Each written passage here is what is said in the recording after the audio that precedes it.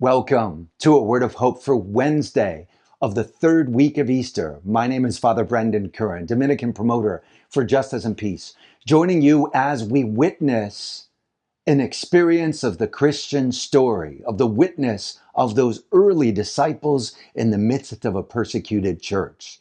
The first reading, and actually all through these days, we take passages from the Acts of the Apostles. And today we remember we have just buried St. Stephen, the first martyr of the church.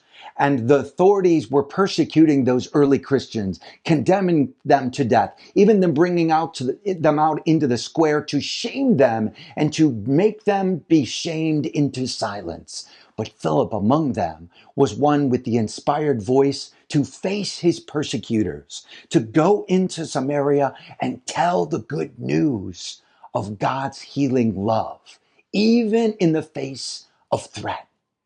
And people gathered among them to feel the healing Spirit of God, and hundreds of them began transformed by his love. Where does that relate to us today?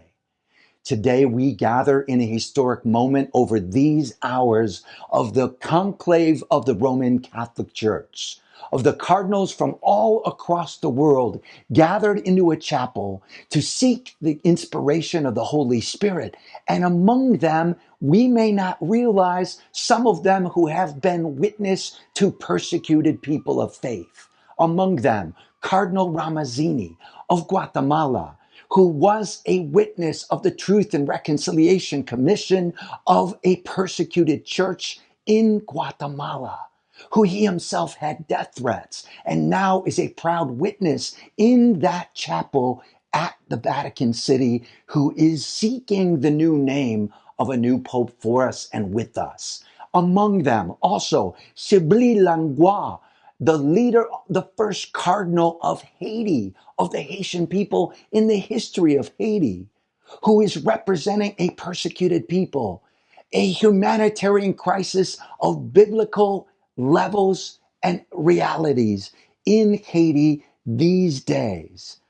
One who has witnessed people humbled to their knees, who is gathered with the other cardinals to seek the Spirit of Christ to name a new leader among us. How do we live with that witness wherever we may be, inspired like Philip from this Acts of the Apostles, who faced persecution and yet lifted up the spirit of good news, even in the face of torture and death?